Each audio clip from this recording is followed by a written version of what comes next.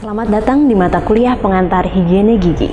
Pada video kali ini, kita akan mempelajari tentang strategi dalam membangun komunikasi efektif pada individu di klinik gigi. Tujuan dari pembelajaran ini adalah memahami cara komunikasi interpersonal dalam edukasi kesehatan gigi, memahami bahasa verbal dan nonverbal, melakukan chairside dental education, serta melakukan feedback dengan baik. Edukasi secara individual seringkali kita temui di klinik gigi. Hal tersebut kita kenal dengan istilah chairside dental health education. Tujuan dari chairside dental health education ini adalah untuk memberikan informasi mengenai penyakit gigi dan mulut, merubah keyakinan atau sikap yang berkaitan dengan masalah kesehatan, serta mengajarkan keterampilan dalam pencegahan penyakit gigi dan mulut yang dapat dilakukan sehari-hari.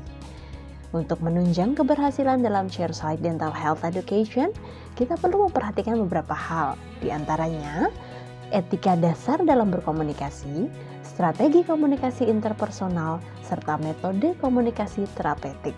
Sebelum kita melakukan edukasi atau komunikasi, perlu kita perhatikan etika dasar dalam berkomunikasi.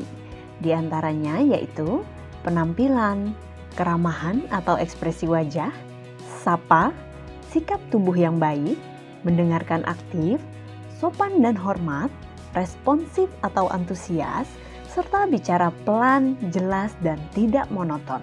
Dalam melakukan edukasi atau komunikasi, terdapat 3 hal utama yang harus kita perhatikan, yaitu visual, vokal, dan verbal.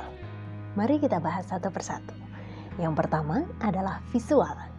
Visual menjadi komponen terbesar yang menentukan keberhasilan dalam melakukan komunikasi atau edukasi.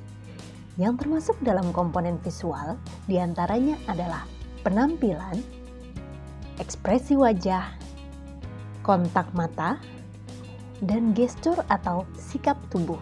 Kedua, vokal. Komponen vokal seperti volume suara, intonasi, tempo, artikulasi, dan jeda waktu menjadi komponen terbesar kedua dalam menentukan keberhasilan dalam edukasi atau komunikasi. Dan yang terakhir, verbal. Penting bagi higienis gigi untuk memberikan penjelasan dalam kalimat yang simpel dan mudah dipahami oleh klien. Hindari penggunaan kata atau kalimat yang kompleks dan membingungkan.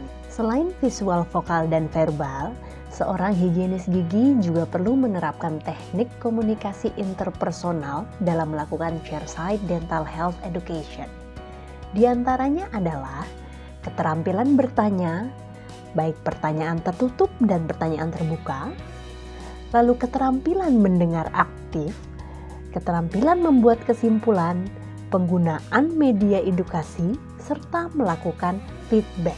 Keterampilan bertanya penting untuk mengarahkan pembicaraan atau menggali lebih dalam mengenai kondisi klien. Berikut merupakan contoh pertanyaan terbuka dan pertanyaan tertutup. Contoh kalimat pertanyaan terbuka. Apakah ibu bisa ceritakan bagaimana nyeri yang dirasakan? Sedangkan untuk contoh kalimat pertanyaan tertutup, apakah nyeri yang ibu rasakan berdenyut tumpul? Sehingga diperlukan keterampilan dalam menggunakan pertanyaan tertutup dan pertanyaan terbuka yang sesuai. Keterampilan mendengar aktif dan membuat kesimpulan. Teknik mendengarkan aktif melibatkan fisik dan juga mental. Bahasa tubuh yang menunjukkan minat atau ketertarikan seperti kontak mata, menganggukkan kepala, tersenyum, dan ekspresi wajah akan membuat klien menyadari bahwa kita fokus terhadap apa yang dikatakan oleh klien. Sedangkan keterampilan dalam membuat kesimpulan dapat menunjukkan bahwa kita mendengarkan secara aktif apa yang dikatakan oleh klien. Penggunaan media edukasi penting untuk mendukung tercapainya tujuan chairside dental health education. Higienis gigi dapat menggunakan berbagai media seperti leaflet, brosur, poster, flip chart, atau media 3 dimensi seperti model gigi dan sikat gigi.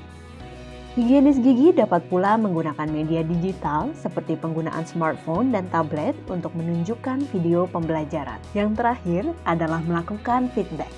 Feedback atau umpan balik penting untuk mengetahui apakah klien paham dengan informasi yang telah kita berikan atau keterampilan yang telah kita ajarkan. Untuk mengakhiri sesi edukasi, terdapat 3 hal yang harus dilakukan oleh edukator. Dalam konteks ini adalah higienis gigi, yaitu pertama, mengevaluasi ketercapaian tujuan edukasi atau disebut juga evaluasi objektif dapat dilakukan melalui feedback atau umpan balik. Yang kedua, melakukan evaluasi subjektif dengan menanyakan perasaan atau kepuasan klien terkait dengan sesi edukasi yang telah dilakukan. Dan yang ketiga adalah menyepakati tindak lanjut atas hasil edukasi. Demikian video pembelajaran mengenai strategi komunikasi efektif higiene gigi dan klien. Semoga dapat membantu Anda dalam memahami berbagai strategi yang dapat dilakukan saat berkomunikasi dengan klien. Terima kasih dan semangat belajar.